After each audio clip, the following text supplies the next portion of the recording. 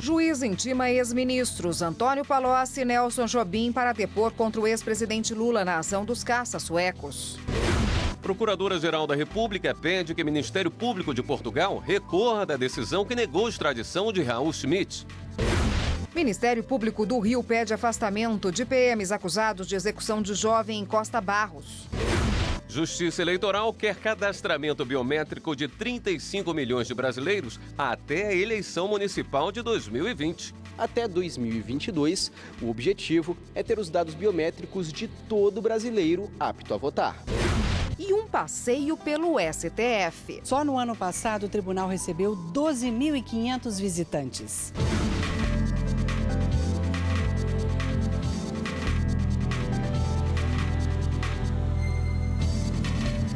Olá, boa noite. Boa noite para você. O juiz Valisney de Souza Oliveira, da Justiça Federal do Distrito Federal, marcou para o dia 18 de março os depoimentos dos ex-ministros Antônio Palocci e Nelson Jobim. Eles vão ser ouvidos na ação penal aberta contra o ex-presidente Luiz Inácio Lula da Silva, o filho dele, Luiz Cláudio Lula da Silva, e 2 empresários no âmbito das investigações da Operação Zelotes. A repórter Daiane Garcês tem os detalhes ao vivo, vamos falar com ela. Boa noite, Daiane. Boa noite, Érica. Boa noite, William. Boa noite a todos.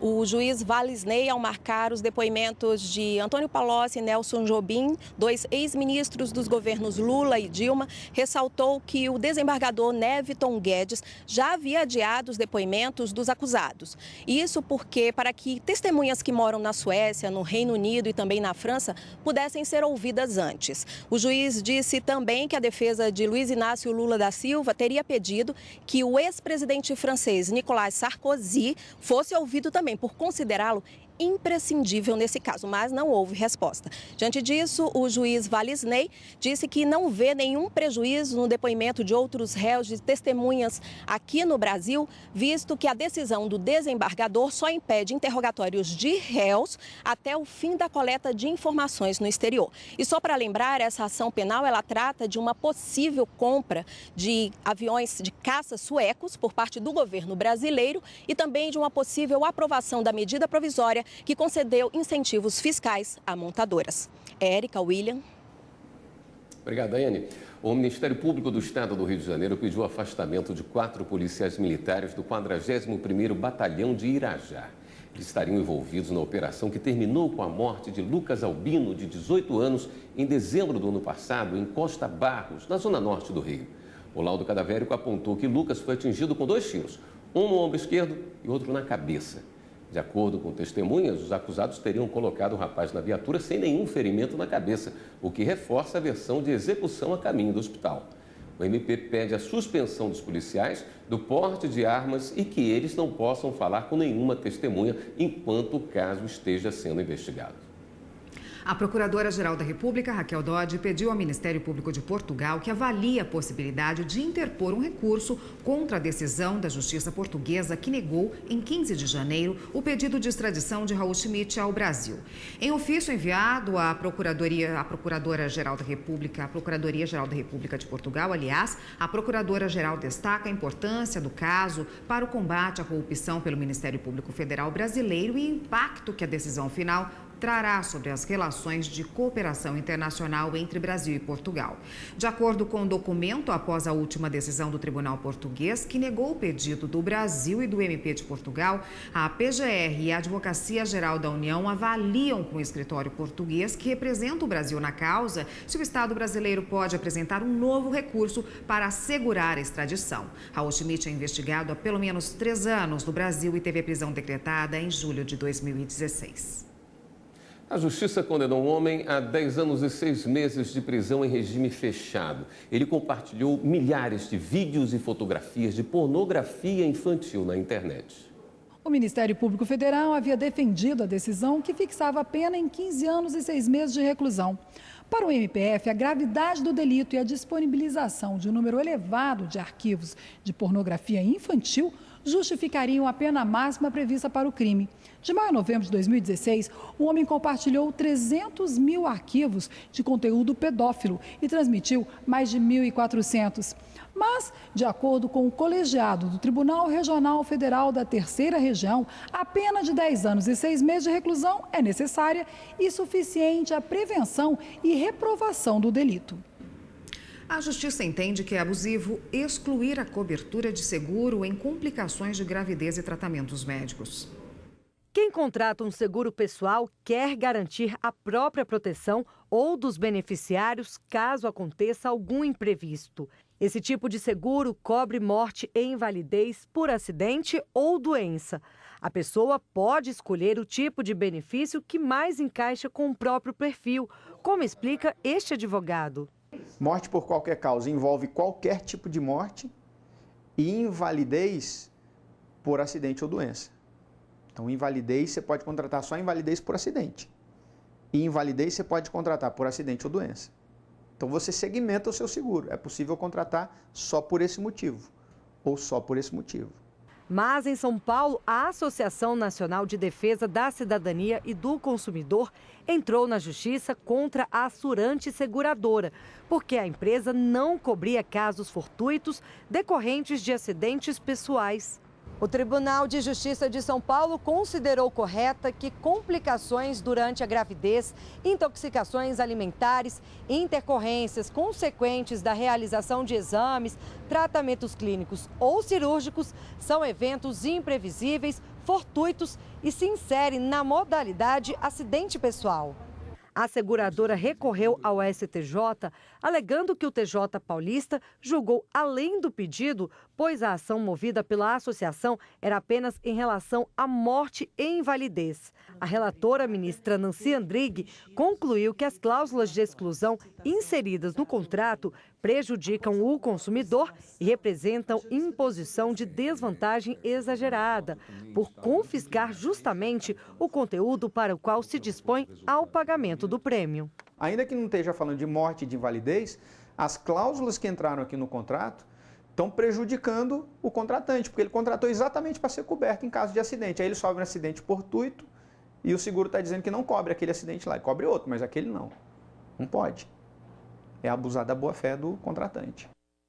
O Tribunal Regional Federal da Primeira Região, com sede em Brasília, manteve o direito de uma trabalhadora receber o benefício de salário maternidade. Ela pagava a previdência como contribuinte individual. A chegada de um bebê é um momento de felicidade para as famílias, mas também de preocupação. E até os gastos preocupam, sobretudo no momento em que as mães ficam afastadas do trabalho com a licença maternidade. Mas para esse período existe um benefício previdenciário garantido a quem contribuiu para o Instituto Nacional do Seguro Social, o INSS, que é o salário maternidade. No caso do salário maternidade, além da qualidade segurada, ou seja, está contribuindo para o INSS, está inscrito no sistema previdenciário, tem que ter a carência de 10 meses de contribuições pretéritas. De forma geral, as mulheres que trabalham com carteira assinada contribuem automaticamente para a Previdência. As que não têm esse vínculo empregatício e querem se tornar seguradas do INSS, até para garantir o salário maternidade, precisam contribuir individualmente pelo menos um mês antes de engravidar. O contribuinte individual é o trabalhador autônomo, é aquele que não tem vínculo empregatício e que decide, por conta própria, contribuir para o INSS.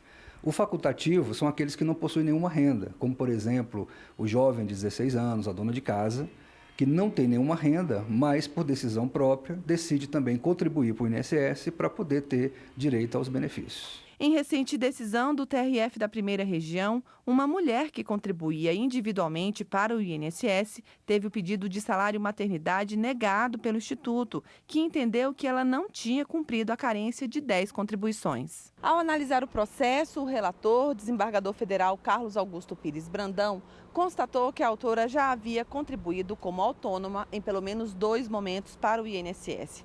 O primeiro foi de fevereiro de 2013 a janeiro de 2014 e o segundo de julho de 2014 a dezembro de 2016, ou seja, muito mais do que os 10 meses de carência estabelecidos pela lei e que, por isso, teria o direito de receber o salário maternidade. A sentença mandou pagar todo o valor atualizado e de uma única vez, pois a autora já havia finalizado o prazo de licença maternidade, que é de 4 meses, e o pagamento feito nesse período. E no próximo bloco, 35 milhões de eleitores vão passar por cadastramento biométrico até a votação municipal de 2020. A pessoa pode acessar o portal da Justiça Eleitoral e já preencher esses dados biográficos.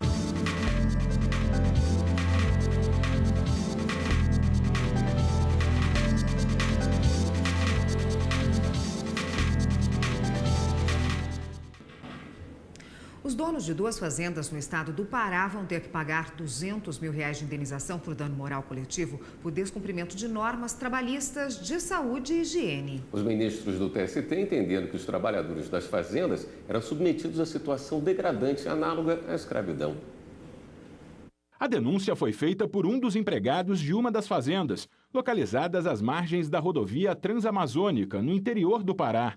Conforme o relato, ele e outros 80 trabalhadores ficavam alojados em barracos cobertos com palha e lona plástica, no meio da mata. Além disso, as necessidades fisiológicas eram feitas a céu aberto, sem qualquer privacidade. E a água usada para o consumo era de má qualidade, retirada de um córrego próximo ao alojamento. Durante a vistoria nas fazendas, o Ministério Público do Trabalho também encontrou irregularidades no registro de empregados, pagamento de salários e equipamentos de proteção individual. Ao todo, foram lavrados 13 autos de infração. Em defesa, os donos das fazendas negaram a existência de trabalho escravo. Alegaram que oferecem alojamento e água encanada aos trabalhadores. E argumentaram que eles podem, inclusive, sair para fazer compras e telefonar para a família, sem qualquer limitação de locomoção. O Tribunal Regional do Trabalho da 8ª Região no Pará afastou a condenação do juízo de primeiro grau. Para o TRT, o descumprimento de regras mínimas de saúde e higiene não caracteriza escravidão moderna e as más condições de trabalho não possibilitam o reconhecimento de dano moral. O Ministério Público recorreu ao TST. A 7ª turma decidiu pela condenação por dano moral coletivo. Segundo os ministros, a jurisprudência do tribunal obriga o empregador a assegurar condições mínimas de saúde, higiene e segurança aos empregados, aonde quer que eles sejam levados para executar seu trabalho. Por isso, os ministros entenderam que os proprietários das fazendas submeteram os empregados a condições degradantes de trabalho. A decisão foi unânime. A Justiça Eleitoral quer fazer o cadastramento biométrico de 35 milhões de eleitores até a votação municipal de 2020. A identificação biométrica traz ainda mais segurança e confiabilidade ao processo eleitoral brasileiro. Não existem 2 pessoas no mundo com impressões digitais iguais. Por isso, as pontas dos dedos são uma das formas mais seguras para identificar alguém. Desde 2008, a Justiça Eleitoral utiliza a biometria durante as eleições. Em 2008, os eleitores de 3 cidades foram identificados pela impressão digital. Desde então, quase 90 milhões de cidadãos já participaram da revisão biométrica. A meta da Justiça Eleitoral é cadastrar a biometria de mais 35 milhões de eleitores até as eleições municipais de 2020. Até 2022, o objetivo é ter os dados biométricos de todo brasileiro apto a votar. À medida que surgiram funcionalidades de verificação biológica, de garantir que um cidadão é o próprio cidadão, analisando os requisitos e minúcias das suas próprias digitais, considerando que não existem 2 digitais iguais no mundo, o TSE se aproveitou dessa funcionalidade para garantir a integridade e a garantia de que o eleitor que está comparecendo à sessão eleitoral é exatamente o mesmo que fez o cadastramento. Participar do recadastramento biométrico é muito simples. Dá até para começar o atendimento pelo site do TRE do Estado do Eleitor. A pessoa pode acessar o portal da Justiça Eleitoral e já preencher esses dados biográficos, como eu já disse, que são o nome, filiação, data de nascimento, naturalidade e tal. De qualquer maneira, comparecendo ao cartório eleitoral, a pessoa tem que apresentar um documento de identidade com foto, um comprovante de residência e, se for do sexo masculino e estiver completando 18 anos naquele ano, daí para frente ela tem que apresentar também o comprovante de alistamento militar. A revisão biométrica do eleitorado ainda é feita em 15 estados. O eleitor que não atender à convocação da Justiça Eleitoral pode ser impedido, por exemplo, de tirar passaporte, se inscrever em concurso público e pedir empréstimo em banco público. O recadastramento no Distrito Federal ele foi implantado a partir de 2013, fevereiro de 2013. Nós tivemos aquela convocação obrigatória entre 2013 e 2014 e o eleitor que não compareceu a essa revisão biométrica teve o seu título eleitoral cancelado à época. Mas ele comparecendo ao cartório eleitoral, ele pode reativar essa inscrição dele, dependendo da situação em que se encontra. Depois que a biometria do eleitor é capturada, ela é encaminhada para um sistema da Justiça Eleitoral, que vai comparar com os dados coletados de milhões de pessoas. O sistema EIFES, como é chamado, já impediu várias fraudes. Encontramos um cidadão com 52 identidades, né, ou 52 títulos de eleitor. Isso num cenário em que não havia biometria. A biometria trouxe justamente essa funcionalidade para sanear ou extirpar esse tipo de prática e tornando justamente mais credibilidade num cadastro baseado na verificação biométrica, que está ligado a funcionalidades tecnológicas. Ou seja, nós saímos de um patamar onde a identificação do cidadão tem alto índice de possibilidade de fraudes, né, de documentos falsos, para tornar essa possibilidade próximo de zero. No próximo bloco, você vai conhecer um pouco do interior do Supremo. A visita começa aqui no lugar que é conhecido como Tapete Vermelho. É um túnel que liga o prédio principal ao anexo.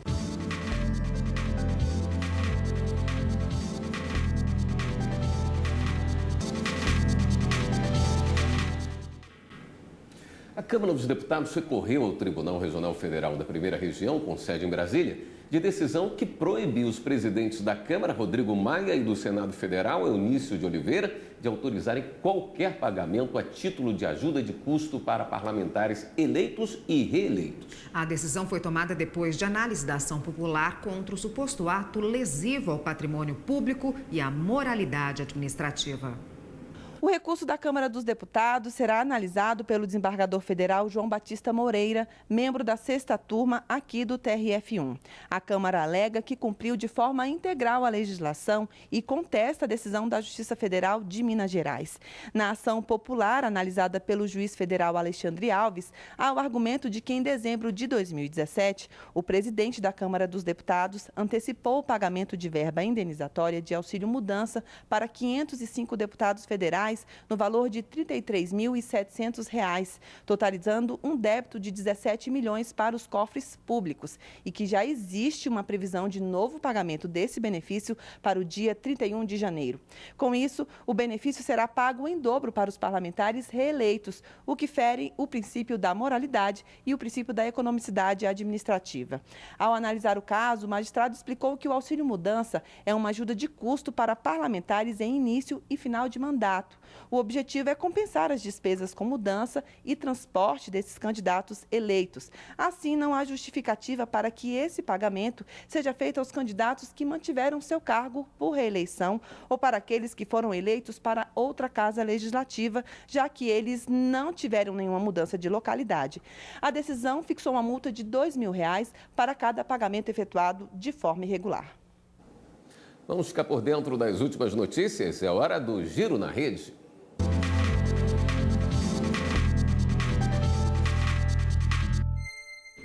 E a repórter Viviane Novaz é quem está hoje lá na redação do Jornal da Justiça e vai nos atualizar sobre as últimas. Boa noite, Viviane.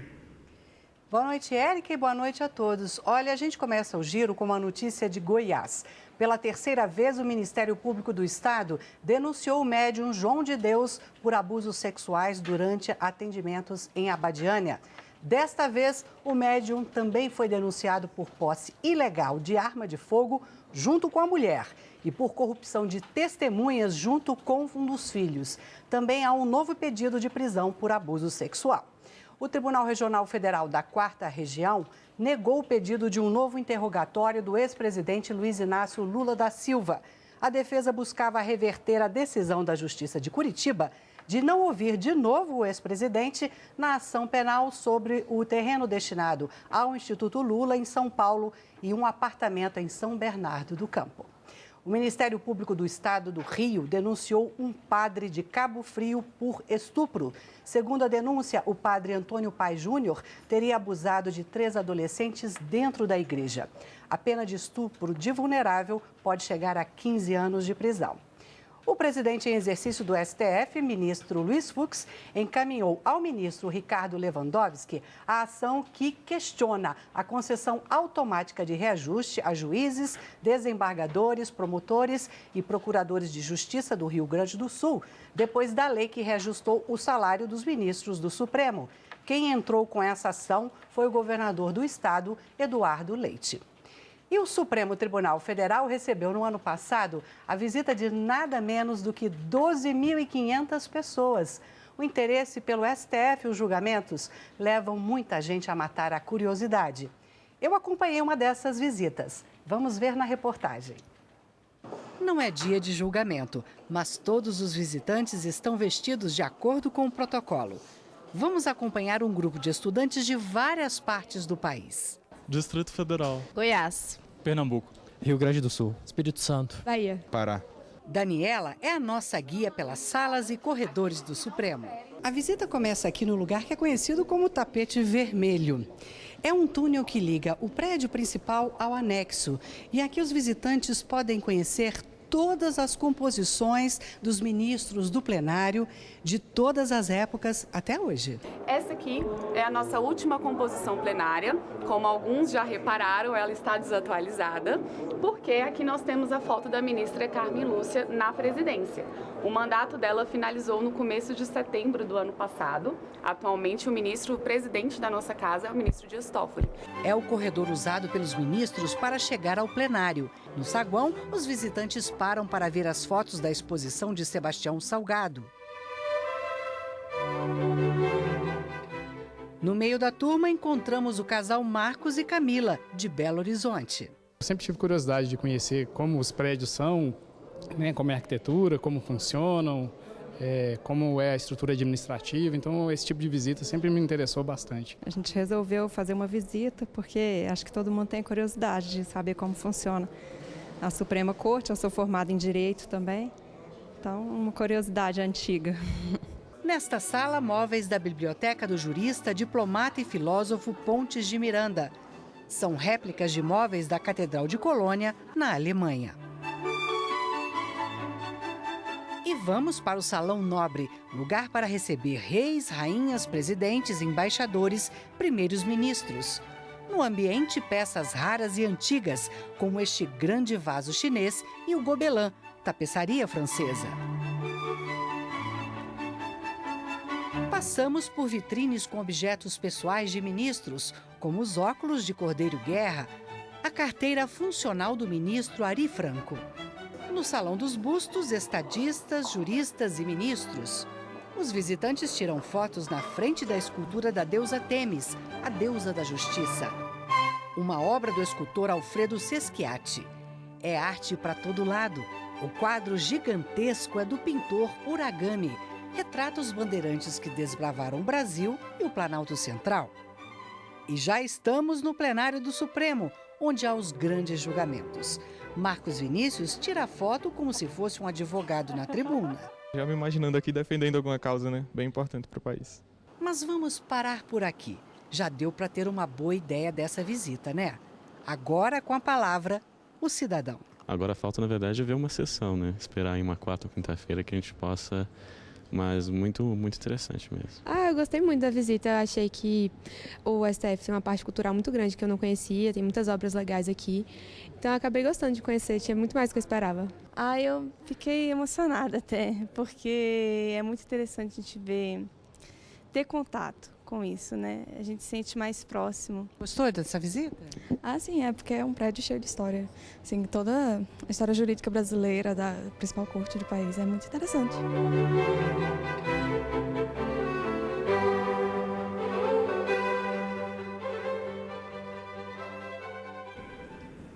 Uma visita que vale a pena, né? Esta edição do Jornal da Justiça fica por aqui. Uma boa noite para você. Continue agora com a programação da TV Justiça e a gente se vê amanhã. Até lá!